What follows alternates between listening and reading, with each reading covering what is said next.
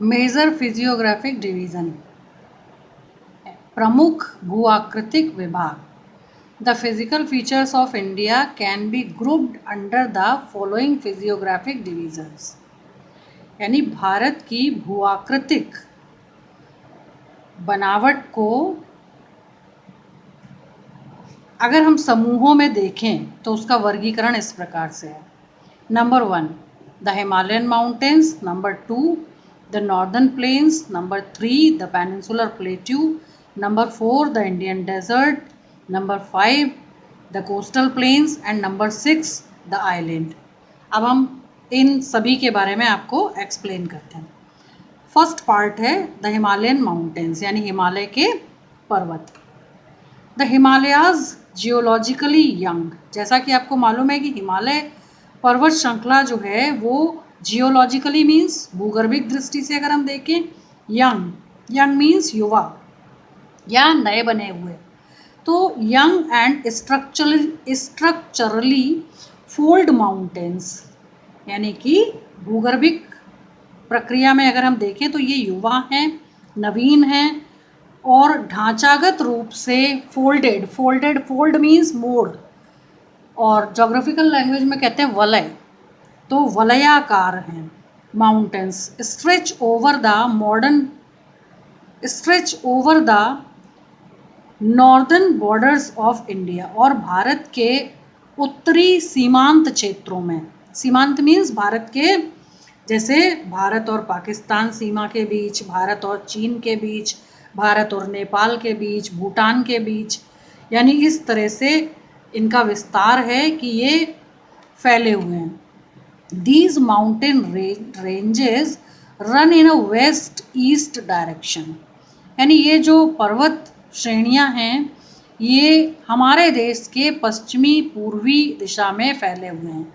From the Indus to the Brahmaputra, यानी Indus river से लेकर और ब्रह्मपुत्र नदी तक. अब आप कहेंगे कि ये आप देखोगे तो आपको देखने को मिलेगा कि जब हम अपने इंडिया के नॉर्दर्न मैप पर अगर हम आएंगे तो पेज नंबर 9 पर एक मैप है. यहाँ पर 28 डिग्री ईस्ट, क्योंकि आपको ये जो लाइन है ये नॉर्थ इंडिकेट करता है. अब आपको मालूम ही है कि किसी भी मैप में नॉर्थ इंडिकेशन होता है अपर पार्ट पर, साउथर्न पार्ट जो होता है वो साउथ होता है, राइट हैंड साइड में ईस्ट होता है और वेस्ट हैंड साइड में वेस्ट होता है. तो अगर हम ईस्ट में, सबसे पहले ईस्ट में चलते हैं, 28 डिग्री ईस्ट यहाँ मिलेगा हमें. 28 डिग्री ईस्ट, 28 डिग्री ईस्ट पर जब हम आएंगे तो यहाँ ब्रह्मपुत्र रिवर है.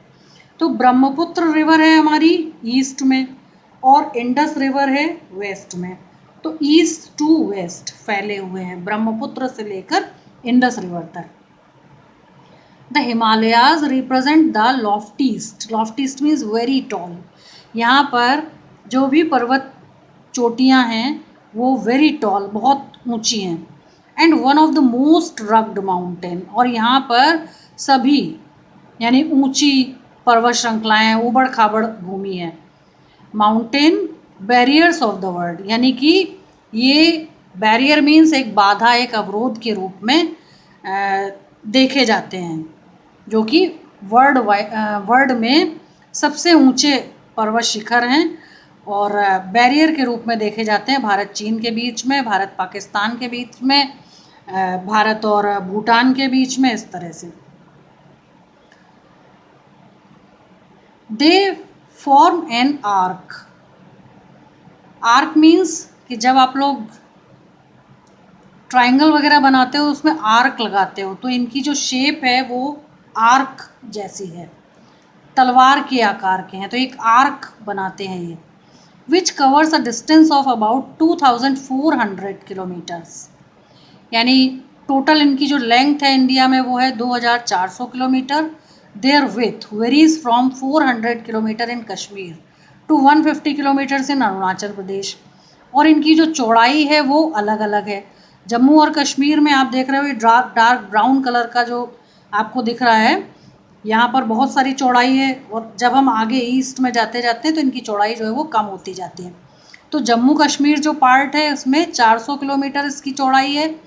आगे चलकर अरुणाचल प्रदेश यहाँ पर पहुँचकर ये जो चौड़ाई है ये है 150 kilometre, 150 kilometres. The altitudinal variations are, यहाँ पर बहुत सारी विविधताएं देखने को मिलती हैं। Are greater in the eastern half than those in the western half, यानी कि अगर हम इसको बीच से ऐसे बांट दें तो वेस्टर्न हाफ जो है यहाँ पर बहुत ऊंची पर्वत श्रृंखलाएं हैं, हमेशा बर्फ से ढकी रहती हैं, और जब हम इसके ईस्ट में इधर जाएंगे तो यहाँ पर पर्वत श्रृंखलाएं कोई ऊंची नहीं है, कई सारे पासेस यानी कि दर्रे मिलते हैं, निचली पहाड़ियाँ हैं, नदियों की द्वारा बनाई गई घाटियाँ हैं और घने जंगल हैं। इस तरह की बनावट देखने को मिलती है। The Himalayan mountains consist of 3 parallel ranges, यानी हिमालय जो हैं वहाँ 3 समांतर पर्वत श्रृंखलाएं देखने को मिलती हैं इन इट्स लॉन्गिट्यूशनल एक्सटेंट, कि हॉरिजॉन्टली अगर हम देखें इसका अध्ययन करें। लॉन्गिट्यूशनल के लिए जो जोग्राफिकल वर्ड है उसको कहते हैं अनुदैर्ध्य।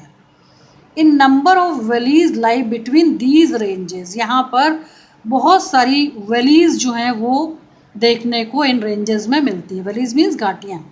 The northern most range is known as the great और इनर हिमालयाज, यानी यहाँ पर इस पार्ट में जो हिमालय का भाग है यहाँ पर सभी ऊंची पर्वत चोटियाँ हैं, इसे ग्रेट हिमालय और इनर हिमालय यानी इनर हिमालय या ग्रेट हिमालय के नाम से जानते हैं, और the Himadri.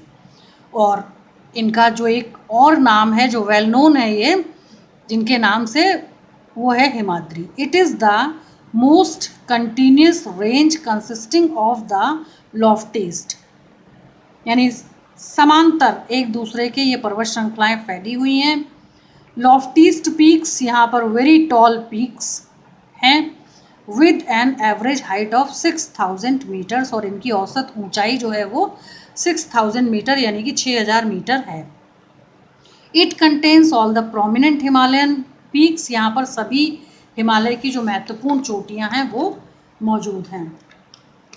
The fold, page number 11, the folds of great Himalayas, यानी जो हमारा ग्रेट हिमालय है उसके फोल्ड्स मीन्स मोड़, वलय, आर असिमेट्रिक इन नेचर, यानी असमान है ये प्रकृति से, कोई बहुत ऊंचे हैं, कोई नीचे हैं, कहीं घाटियाँ हैं। The core of this part of Himalayas is composed of granite, यानी इस पर्वत श्रृंखला का जो आंतरिक भाग है, भीतरी भाग है, जिसे हम कोर कहते हैं, वो जो interior part of the mountains है ग्रेनाइट से बना हुआ है। ग्रेनाइट जो है वो इग्नियस रॉक्स होते हैं, ये बहुत हार्डेस्ट रॉक्स होते हैं। इट इज़ पेरेनियली स्नो बाउंड, और ये हमेशा ही बर्फ़ से ढके रहते हैं। And A number of glaciers, यहाँ पर बहुत सारे ग्लेशियर्स पाए जाते हैं डिसेंडेड फ्रॉम दिस रेंज, यानी कि ऊंची पर्वत श्रृंखलाओं में। The range lying to the south of the Himadri, अब हम हिमाद्री के साउथ में आते हैं। Forms the most rugged mountain system, यहाँ पर भी जो माउंटेन सिस्टम है वो बहुत ही रग्ड है, यानी ऊबड़ खाबड़ है, ऊंचा नीचा है। And is known as Himachal, इसे हिमाचल के नाम से जानते हैं। और जैसे पहले वाले पार्ट को इनर हिमालय कहते थे, वैसे ही इस पार्ट को लेज़र हिमालय कहते हैं।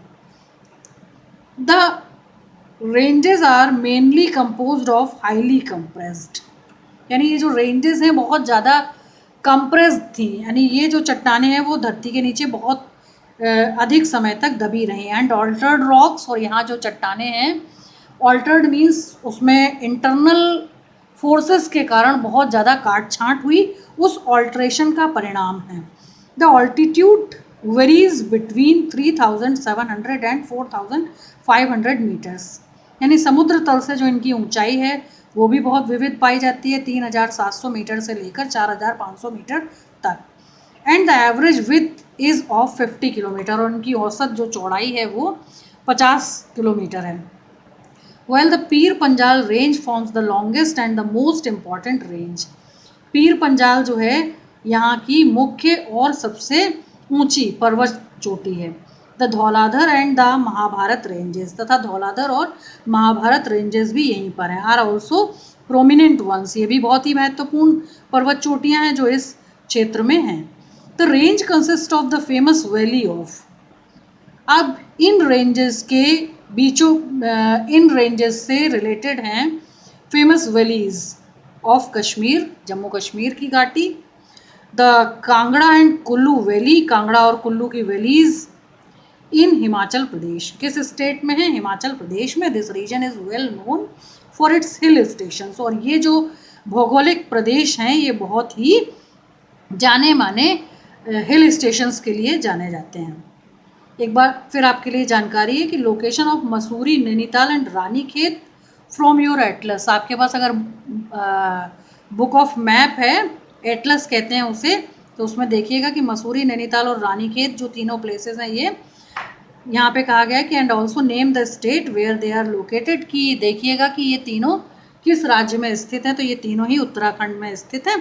The outer most range of the Himalayas is called the Shivalik, यानी फर्स्ट पार्ट को हम ग्रेटर हिमालय कहते थे, इनर हिमालय कहते थे, और जैसे ऐसे याद कर लीजिए कि जैसे आपका किसी का नाम घर का चिंटू, बबलू, मिंटू, स्वीटी जो भी होता है, तो वैसे ही हिमालय का जो ग्रेट हिमालय था उसका नाम था इनर हिमालय, उसका स्कूल का नाम था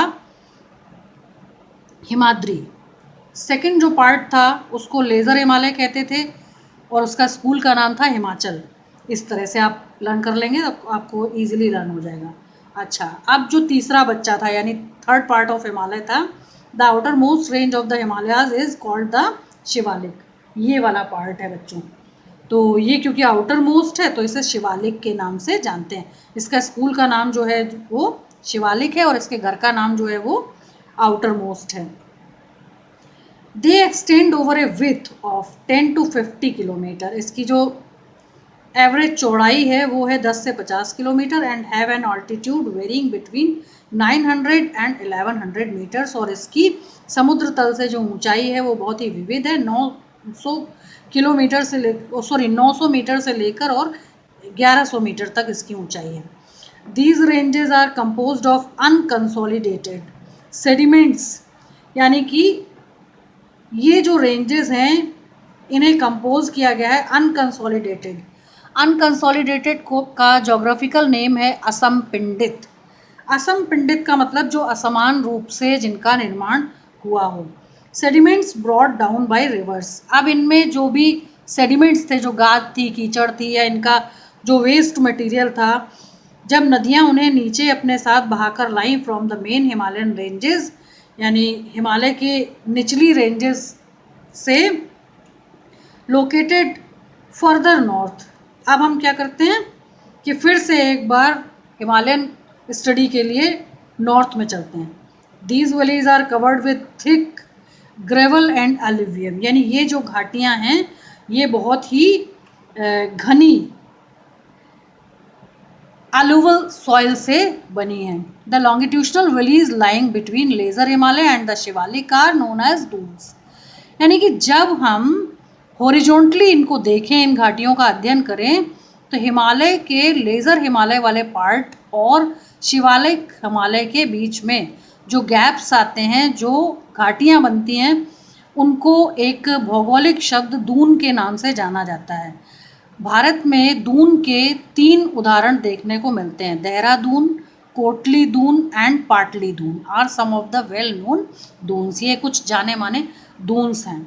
बिसाइड्स द लॉन्गिट्यूशनल डिविजन्स, यानी कि बजाय इसके कि हम इनका अनुदैर्घ्य वर्गीकरण करें, the Himalayas have been divided on the basis of regions from west to east. अब हम हिमालय का जो अध्ययन है वो उसके पूर्व से पश्चिम वर्गीकरण के आधार पर उसका अध्ययन करेंगे।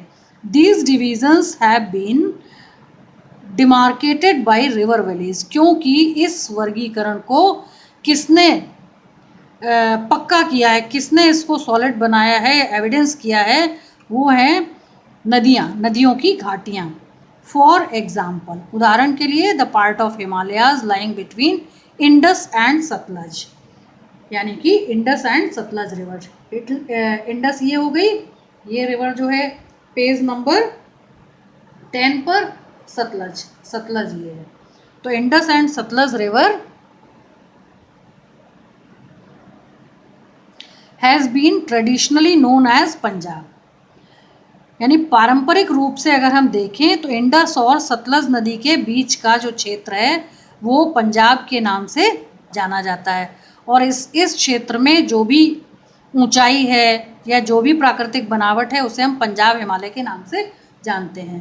तो अब हम अगर अपने पेज नंबर 10 पर जो मैप हमें दिया गया है, जो पॉलिटिकल मैप फिजिकल मैप है, उसको उस पर अगर हम देखें तो Indus river and Sutlej river, इस दोनों नदियों के बीच का जो क्षेत्र है इसे हम पंजाब हिमालय के नाम से जानते हैं। But it is also known regionally as Kashmir and Himalaya from west to east. यानी अगर हम इसे भौगोलिक और प्रादेशिक आधार पर देखें तो जैसे कश्मीर और हिमाचल में Himalaya from west to east, Himalaya जैसे रेस्पेक्टिवली, जैसे कि हमें हिमालय पूर्व से पश्चिम की ओर विस्तृत दिखते हैं, the part of the Himalayas lying between Sutlej and Kali rivers is known as Kumaon Himalaya. यानी जब हम इसके आगे बढ़ते हैं तो इस एरिया में आते हैं, इस एरिया में जब हम आते हैं तो यहाँ पर ये जो पार्ट है सतलज और काली नदी के बीच का जो क्षेत्र है उसे हम कुमाऊं हिमालय के नाम से जानते हैं। The Kali and Teesta rivers, अब क्या है कि जब हम और ईस्ट में आ जाते हैं तो वहाँ पर नेपाल के आसपास कहीं काली नदी है और उसके जब हम आगे आते हैं तो Kali and Teesta rivers demarcate the Nepal Himalayas. तब हम इस भू क्षेत्र को नेपाल हिमालय के नाम से जानते हैं। And the part lying between the Teesta and Dihang river is known as Assam Himalaya. और आगे बढ़ने पर तिस्ता और दिहांग नदियां जो हैं उस क्षेत्र का जो हिमालयी नाम है उसे हम असम हिमालय के नाम से जानते हैं। देयर आर रीजनल नेम्स, ये सभी उनके स्थानीय नाम है। स्थानीय मीन्स लोकल नेम, जैसे घर में बच्चों के नाम जो भी मैंने बताया चिंटू मिंटू बबलू इस टाइप के होते हैं, तो ये उनके लोकल नेम्स हैं। लेकिन क्लासिफिकेशन जो आपका चला आ रहा है वही inner Himalaya, laser Himalaya, outer Himalaya वही रहेगा। तो ये कुछ स्थानीय लोकल नेम्स हैं उनके, क्योंकि अब हम ईस्ट टू वेस्ट इनकी स्टडी कर रहे हैं, लॉन्गिट्यूशनल डिविजन्स देख रहे हैं अब हम इनके, ठीक है। तो there are regional names also in these broad categories, इनके प्रादेशिक नामों के आधार पर इनकी जो ब्रॉड कैटेगरीज हैं उनको हमने आपको बताया है। Find out some regional names of the Himalayas, कि आपको भी कुछ हिमालय के जो स्थानीय नाम हैं उनके बारे में जानकारी करनी चाहिए। The Brahmaputra marks the eastern most boundary of the Himalayas, यानी जो ब्रह्मपुत्र नदी है वो कहाँ पर है, हमारे ईस्ट में। ये तो ब्रह्मपुत्र नदी जो है वो हमारे हिमालयी क्षेत्र की पूर्वी सीमा को तय करती है। पूर्वी सीमा को क्यों तय करती है, क्योंकि ये हिमालय नदी है और ये पूर्वी क्षेत्र है तो इसको तय करती है। बियॉन्ड द धियांग गॉर्ज, यहाँ पर ये जब नदी यहाँ पर मुड़ती है तो यहाँ पर दो गॉर्जेस हैं। गॉर्जेस मीन्स नदी जब यू शेप में टर्न होती है तो दिहांग और दिबांग दो गॉर्जेस हैं यहाँ पर। तो यहाँ पर दिहांग गॉर्ज बनाती है द हिमालय, क्योंकि ब्रह्मपुत्र जो है वो यू टर्न करके वापस फिर से एक बार internal part of the India में ही बहती है और उसके बाद जो है वो बे ऑफ बंगाल में मिल जाती है। तो beyond the Dihang gorge the Himalayas bend sharply to the, यानी बहुत तीव्र मोड़ है यहाँ पर, ऑफ द साउथ दक्षिण की ओर मुड़ती है, and spread along the eastern boundary of India, और भारत की पूर्वोत्तर सीमा जो है उसको तय करती है।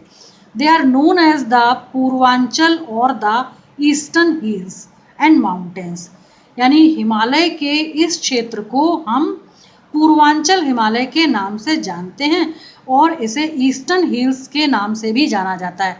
अब तक आपको हिमालय के कितने पार्ट्स पता चल गए, 4। तो जो 4 हमने आपको पढ़ाए, उसमें से जो फर्स्ट पार्ट है वो कौन सा है? Inner Himalaya, laser Himalaya, outer Himalaya, और फोर्थ पार्ट जो है इसको हम पूर्वांचल हिमालय भी कहते हैं, और कहीं कहीं पर इसका जो डिस्क्रिप्शन है वो हमें फुट हिल्स के नाम से भी मिलता है। फुट हिल्स का मतलब हिमालय का चतुर्थ चरण, और यानी हिमालय के चरण के हिसाब से उसको डिस्क्राइब किया गया है। तो they are known as Purvanchal or the eastern hills and mountains. These hills running through the north eastern states. ये जो पहाड़ियाँ हैं ये नॉर्थ ईस्टर्न स्टेट्स मीन्स उत्तरी पूर्वी राज्यों में होकर जाती हैं। Are mostly composed of strong sandstones, यानी यहाँ पर जो बनावट है मुख्य रूप से सैंडस्टोन मीन्स रेतीले पत्थरों के कारण इनका निर्माण हुआ है। विच आर सेडिमेंट्री रॉक्स, और ये सेडिमेंट्स से बने हैं, यानी जो अवसाद है उनके कारण इनका निर्माण हुआ। कवर्ड विद डेंस फॉरेस्ट, यहाँ पर बहुत ही सघन घने वन हैं। They mostly run as parallel ranges, ये जो हैं ये एक दूसरे के समानांतर हैं। एंड वैलीज, और यहाँ पर घाटियाँ भी मिलती हैं। द पूर्वांचल कंप्रेसेस द, यानी पूर्वांचल जो हिस्सा है compresses the Patkai hills and the Naga hills, Manipur hills and the Mizo hills. ये सभी जो है ये हमारे नॉर्थ ईस्ट एरिया में आते हैं। तो ये जो पहाड़ियाँ हैं इनको Patkai hills, the Naga hills, Manipur hills and the Mizo hills के नाम से जाना जाता है। अब हिमालय का सेकंड पार्ट, आपको हिमालय के हमने कितने पार्ट्स बताए हैं? 4 पार्ट्स हैं। Inner part, laser part, outer part, foot hills और पूर्वांचल। ठीक है, अब हम उसके बाद आपको दूसरा फिजियोग्राफिक डिवीज़न बताते हैं, द नॉर्दर्न प्लेन। उत्तर का इसको कहते हैं हम, उत्तर का विशाल मैदान। The northern plain has been formed by the interplay of the 3 major river system, यानी उत्तर का जो विशाल मैदान है इसका निर्माण जो है वो 3 मुख्य नदी प्रवाह के कारण हुआ, नेमली जिनके नाम हैं the Indus, the Ganga and the Brahmaputra, with their tributaries, यानी 3 नदी तंत्र, साथ ही उनकी सहायक नदियाँ। सहायक नदियाँ क्या होती हैं? एक नदी की मुख्य धारा जो किसी ग्लेशियर से निकली, क्योंकि उत्तर भारत की मुख्यतः सभी नदियाँ ग्लेशियर्स से निकली हैं, हिमालय के ऊंचे ग्लेशियर्स से निकली हैं। इनमें पानी की बहुतायत होती है, पेरिनियल रिवर्स कहलाती हैं। पेरिनियल मीन्स होता है सदा नीरा, सदा नीरा मीन्स जिनमें सदैव 12 महीने पानी रहता है, क्योंकि ग्लेशियर्स से निकलती हैं। ऊंचे पर्वत शिखर हैं, हमेशा बर्फ से ढके रहते हैं। तो the Indus, the Ganga and the Brahmaputra along their tributaries, tributaries होती हैं सहायक नदियाँ, यानी किसी बड़ी नदी को रास्ते में जब छोटी नदियाँ ज्वाइन कर लेती हैं तो उस चैनल को हम क्या कहते हैं? ट्रिब्यूटरीज कहते हैं। This plain is formed of alluvial soil, ये जो मैदान है इसका निर्माण अलुवल सॉइल के कारण हुआ है। बच्चों, हमने आपको बताया था कि अलुवल सॉइल क्या होती है? जब नदियाँ पहाड़ों से अपने साथ कुछ उपजाऊ तत्व बहाकर लाती हैं और मैदानों में उसे बिछा देती हैं तो उसे हम अलुवल सॉइल कहते हैं। हिंदी में उसे कहते हैं जलोढ़ मिट्टी। The deposition of alluvial in vast basin, यानी ये जो अलुवल सॉइल है इसको एक बड़े बेसिन में, एक मैदान में बिछा दिया गया है। Lying at the foot hills of the Himalaya over millions of years, यानी फुट हिल्स तक बिछा हुआ है और इसे बनने में इस मैदान को मिलियंस ऑफ ईयर्स का समय लगा है। फॉर्म दिस फर्टाइल प्लेन, यानी कि इस उपजाऊ मैदान को बनने में। It spreads over an area of 7 lakh square kilometres, इसका जो कुल क्षेत्रफल है वो 7 लाख स्क्वायर किलोमीटर्स है। The plain being about 2400 kilometre long, यानी जो मैदान है इसकी कुल जो लंबाई है वो 2400 किलोमीटर है। And 240 kilometres to 320 kilometres broad, और इसकी जो चौड़ाई है वो 240 से 320 किलोमीटर तक है। इज ए डेंसली पॉपुलेटेड, ये बहुत ही सघन बसा हुआ है। डेंसली पॉपुलेटेड का मतलब यहाँ बहुत घनी जनसंख्या रहती है। क्यों रहती है? क्योंकि नॉर्दर्न प्लेन जो है वो नदियों के द्वारा बनाया हुआ एक मैदान है। यहाँ बहुत अच्छी खेती होती है, अलोवल सॉइल है, मिट्टी बहुत उपजाऊ है, तो इसलिए यहाँ पर बहुत अधिक जनसंख्या निवास करती है। तो is a densely populated physiographic division, यानी कि एक ऐसा भूआकृतिक वर्गीकरण है जहाँ पर जनसंख्या अत्यधिक है। With a rich soil cover, क्योंकि यहाँ पर जो मिट्टी बिछाई गई है इस मैदान में वो बहुत ही उपजाऊ है। Combined with adequate water supply, और यहाँ पर बहुत अधिक नदियाँ होने के कारण जो जल की आपूर्ति है वो नदियों के कारण व्यवस्थित है, एडिकेट है। एंड फेवरेबल क्लाइमेट, और यहाँ की जो जलवायु है वो बहुत ही अनुकूल है लोगों के लिए, जिसके कारण की जो जनसंख्या है वो बहुत ज़्यादा डेंस है, सघन है। It is agriculturally very productive part of India, और कृषि की दृष्टि से ये बहुत ही उत्पादनशील, बहुत ही अच्छा और उपजाऊ हिस्सा है भारत का। The reverse coming from northern mountains, यहाँ पर जो नदियाँ हैं वो सभी उत्तरी पहाड़ों से यानी कि हिमालयी क्षेत्रों से आती हैं। Are involve in depositional work, और हमेशा ही अपने साथ जो उपजाऊ तत्व बहाकर लाती हैं इस मैदान में बिछाती रहती हैं, डिपोजिशनल वर्क करती रहती हैं। इन द लोअर कोर्स, जब नदियाँ अपने प्रवाह मार्ग के निचले हिस्सों में आती हैं, ड्यू टू जेंटल स्लोप, तो वहाँ पर बहुत ही मध्यम गति का स्लोप मीन्स ढलान देखने को मिलता है। The velocity of the river decreases, जिससे कि नदियों की जो प्रवाह क्षमता होती है, जो बहने की क्षमता होती है वो घट जाती है। Which results in the formation of riverine island, जिसके परिणाम स्वरूप कुछ नदीकृत यानी नदी से बनने वाले, आइलैंड्स मीन्स नदियाँ भी कभी कभी द्वीपों का निर्माण करती हैं। भारत में भी इस प्रकार के द्वीप का उल्लेख मिलता है। तो नदियों के जो फ्लोइंग वेलोसिटी है उसके डिक्रीज होने का जो परिणाम है उसके कारण हमें रिवराइन आइलैंड्स देखने को मिलते हैं। अब यहाँ पर एक ब्लॉक में एक जानकारी दी हुई है कि Majuli in the Brahmaputra river is the largest inhabited riverine island in the world, यानी दुनिया का एक महत्वपूर्ण नदी द्वारा निर्मित द्वीप भारत में पाया जाता है, जो कि ब्रह्मपुत्र नदी क्षेत्र में या उसके प्रवाह मार्ग में बना हुआ है। उस आइलैंड का नाम है मजोली, MAJULI। तो इस तरह का उल्लेख जो है वो मिलता है। The reverse in their lower course, नदियाँ जब अपने निचले प्रवाह मार्गों में बहती हैं, स्प्लिट इनटू न्यूमरस चैनल्स, तब क्या होता है कि इनके साथ बहुत सारी लोकल यानी स्थानीय बहने वाली जलधाराएं भी इनको ज्वाइन कर लेती हैं, due to the deposition of silt, और वो अपने साथ बहाकर जो सिल्ट या गाद कीचड़ जो भी होता है वो भी अपने साथ लाती हैं। These channels are known as distributaries, और इस तरह से जो स्थानीय नदियाँ होती हैं या स्थानीय जलधाराएं होती हैं, जब वो इन बड़ी नदियों को ज्वाइन कर लेती हैं तो इन्हें हम डिस्ट्रीब्यूटरीज कहते हैं। The northern plain is broadly divided into 3 sections, यानी जिस समय जैसे हमने हिमालय को डिवाइड किया था वैसे ही यहाँ पर नॉर्दर्न प्लेन को भी डिवाइड किया गया 3 सेक्शंस में, 3 वर्ग हैं। The western part of the northern plain is referred to as the Punjab plain, यानी अगर हम उत्तर के विशाल मैदान का पश्चिमी हिस्सा देखें तो इसे हम पंजाब प्लेन के नाम से जानते हैं। Formed by the Indus and it's tributaries, यानी इस पंजाब प्लेन का निर्माण किसके कारण हुआ? इंडस रिवर और उसकी सहायक नदियों के द्वारा।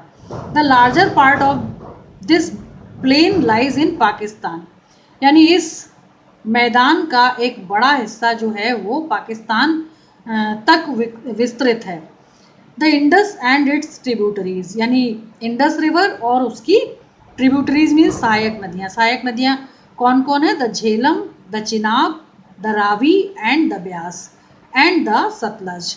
ओरिजिनेट इन द हिमालय, यानी ये सभी जो नदियाँ हैं इनका जन्म कहाँ से हुआ है, इनका उद्भव कहाँ से हुआ, इनकी उत्पत्ति हिमालय क्षेत्र से हुई। This section of the plain is dominated by the doabs, यानी इस बड़े सेक्शन को जो मैदानी भाग है उसका जो डोमिनेटिंग पार्ट है उसको हम दोआब कहते हैं, DOAB। तो दोआब कहते हैं DOAB, दोआब। दोआब क्या होता है? Doab is made up of 2 words. Doab word जो है वो 2 शब्दों से मिलकर बना है। मीनिंग, दो का मतलब 2, TWO, एंड आब, AB। आब मीन्स होता है वाटर, यानी 2 नदियों के बीच का जो गैप होता है, जो 2 नदियों के बीच का मैदानी क्षेत्र होता है, उसे दोआब कहा जाता है। Similarly Punjab is also made up of 2 words, यानी इसी प्रकार के 2 शब्दों से मिलकर पंजाब बना है। अब हम इसे पंजाब क्यों कहते हैं? क्योंकि पंज धन आब, पंज धन आब क्या होता है? पंज मीन्स 5 एंड आब मीन्स वाटर। पंजाब का जो मैदान है उसका निर्माण 5 नदियों के कारण हुआ है। 5 नदियाँ अपने अपने प्रवाह मार्ग पर बहती हैं, उनके बीच का जो गैप है उसे हम आब कहते हैं। पंज मीन्स 5, तो पंजाब जो है 5 नदियों के बीच का मैदान है जिसे पंजाब कहा जाता है। The Ganga plain extends between Ghaghar and Teesta rivers. अब जब हम उसके आगे बढ़ते हैं तो गंगा नदी वाला जो पार्ट है वो आ जाता है, और ये पार्ट घाघर नदी से लेकर तिस्ता नदी तक का क्षेत्र है। It is spread over the states of northern India. और ये मैदान का जो फैलाव है ये भारत के उत्तरी क्षेत्र में मिलता है। Haryana, Delhi, UP, Bihar, partly Jharkhand and West Bengal to its east. यानी कि इसका जो विस्तार है वो हरियाणा, दिल्ली, यूपी, बिहार और इसका कुछ हिस्सा जो है वो झारखंड एंड वेस्ट बंगाल में भी पाया जाता है, टू इट्स ईस्ट, यानी इसके पूर्वी हिस्से में। Particularly in Assam lies Brahmaputra plain. और अगर हम विशेष तौर पर इसके पूर्वी हिस्से की ओर जाएं तो ब्रह्मपुत्र नदी के आसपास का जो मैदान है वो असम के आसपास लगता है। असम जो स्टेट है नॉर्थ ईस्ट में, उसके आसपास लगता है। The northern plains are generally described as flat land with no variations in its relief। यानी नॉर्दर्न प्लेन का जो ये पार्ट है जिसको हम डिस्क्राइब कर रहे हैं उसके रिलीफ में, यानी उसके प्राकृतिक बनावट में कोई वेरिएशंस नहीं पाए जाते। ये एक फ्लैट लैंड है। इट इज़ नॉट ट्रू, ऐसा सत्य नहीं है, यानी ऐसा कहा तो जाता है लेकिन ये सत्य नहीं है।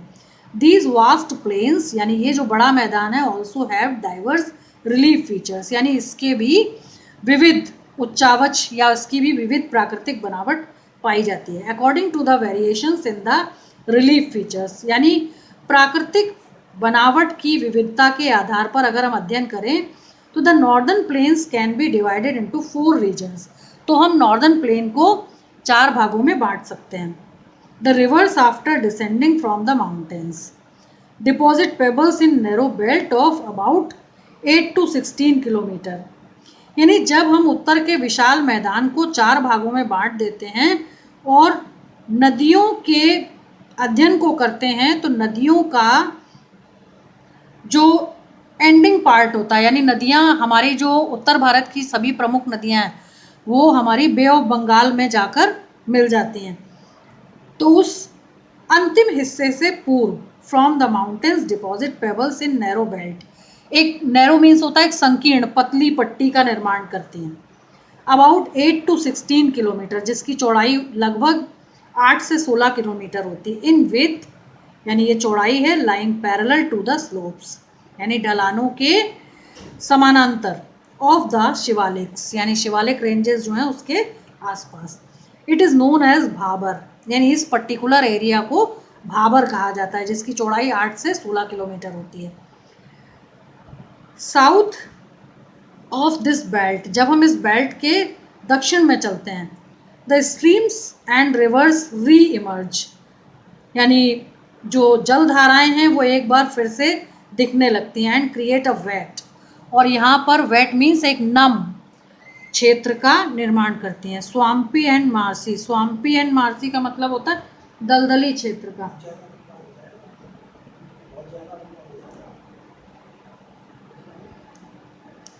तो स्वाम्प मीन्स क्या होता है? दलदल, और मार्श मीन्स भी होता है दलदल। Swampy and marshy region known as Terai, जो स्वाम्पी और मार्सी रीजन होते हैं उनको हम तराई कहते हैं। दिस वॉज अ नहीं this was a thickly forested region, ये बहुत ही सघन वनों वाला एक क्षेत्र है, फुल ऑफ वाइल्ड लाइफ, क्योंकि यहाँ सघन वन पाए जाते हैं इसलिए जो वन्य जीव जंतु हैं वो बहुत अधिक यहाँ पर पाए जाते हैं।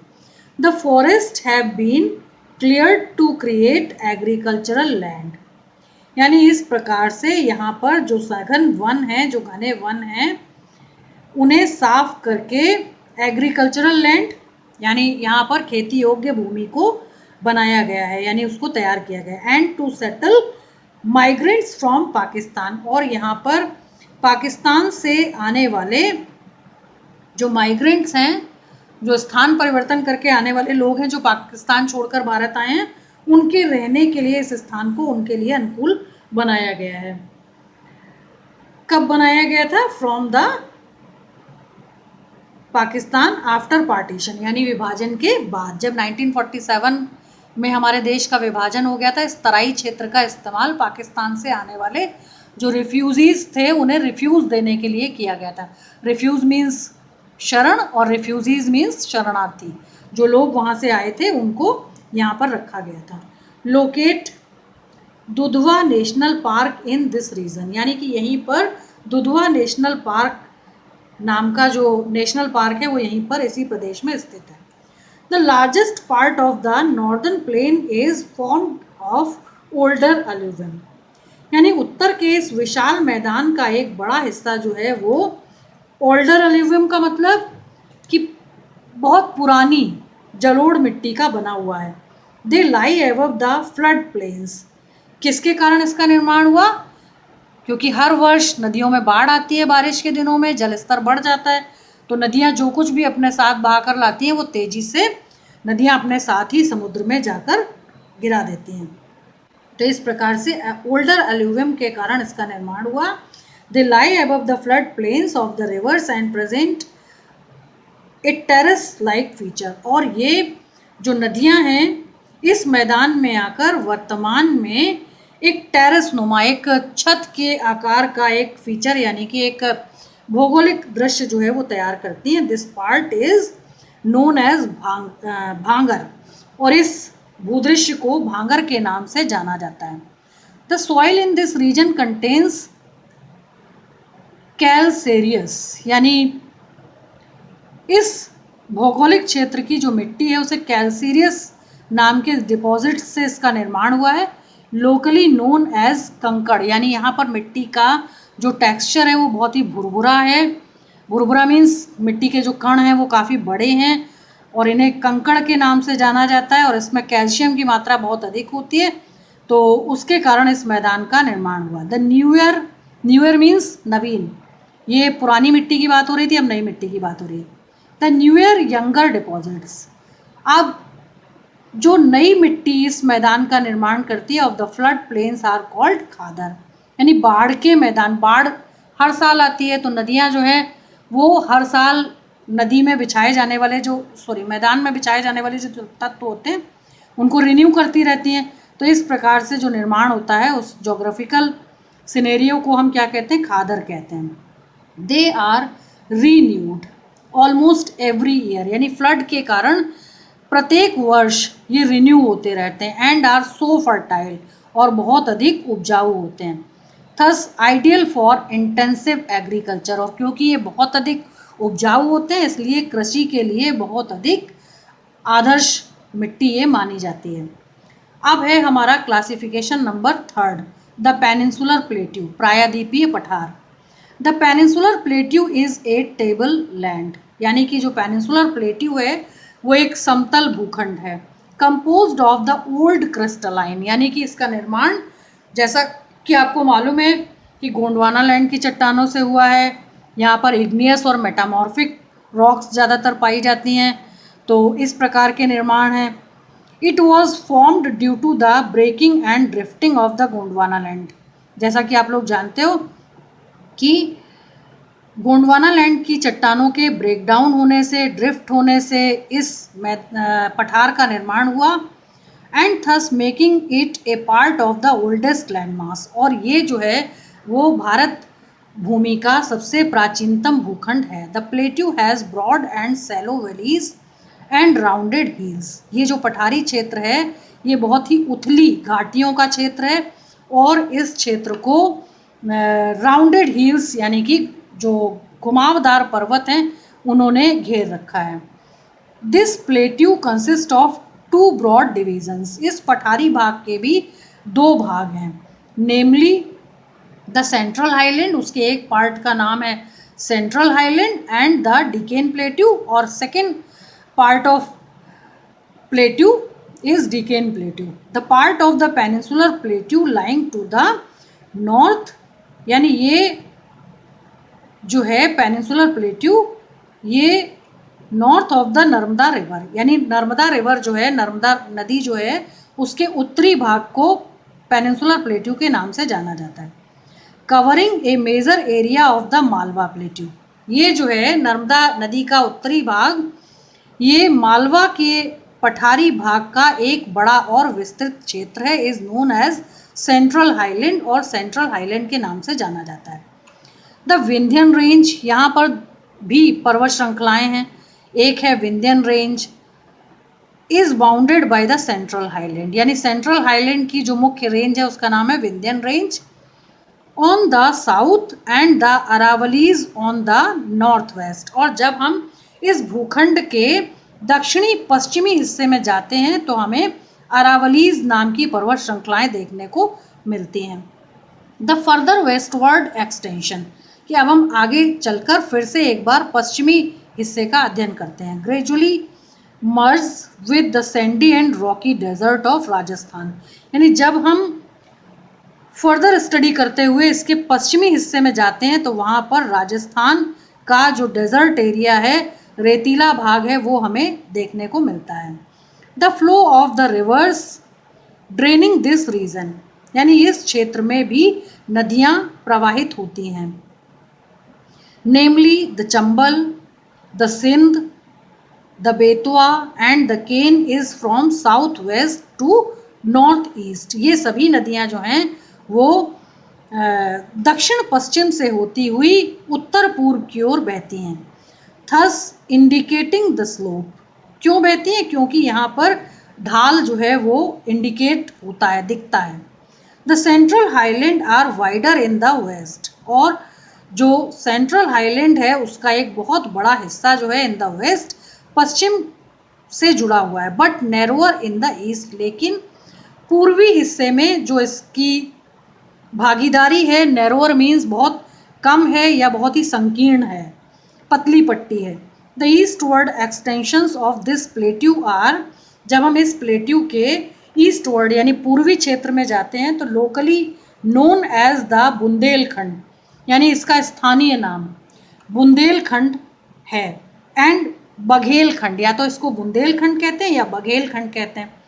द छोटा नागपुर प्लेट्यू, उसके बाद फिर एक पार्ट इसका है जिसका नाम है छोटा Nagpur plateau, marks the further eastward extension. जब हम फिर से एक बार पूर्व की ओर जाते हैं इस पेनिनसुलर प्लेट्यू के, तो इसका ईस्टर्न पार्ट जो है वो हमें छोटा नागपुर प्लेट्यू के नाम से मिलता है, drained by the Damodar reverse, और दामोदर नदी के आसपास का जो क्षेत्र है वो हमें छोटा नागपुर प्लेट्यू के नाम से उसका एक्सप्लेनेशन मिलता है। The Deccan plateau is a triangular, दक्षिण का जो ये पठारी भाग है ट्रायंगुलर शेप में है, यानी एक त्रिकोण के आकार का है। Landmass that lies to the south of the river Narmada, इसका जो दक्षिणतम हिस्सा है वो नर्मदा नदी का दक्षिणी हिस्सा है। द सतपुड़ा रेंज, यहीं पर सतपुड़ा नाम की पहाड़ियाँ हैं। Flanks its broad base in the north, और ये उत्तरी हिस्से को इससे जोड़ते हैं। While the Mahadev